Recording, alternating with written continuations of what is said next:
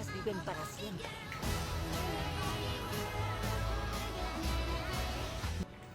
Tengo una idea. Vamos a hacer unos cupcakes de Barbie. En el bowl vamos a echar mantequilla y azúcar.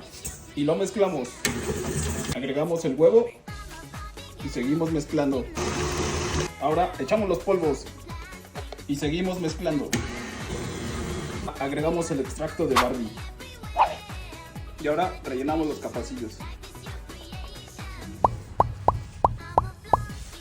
Y ahora va para el horno.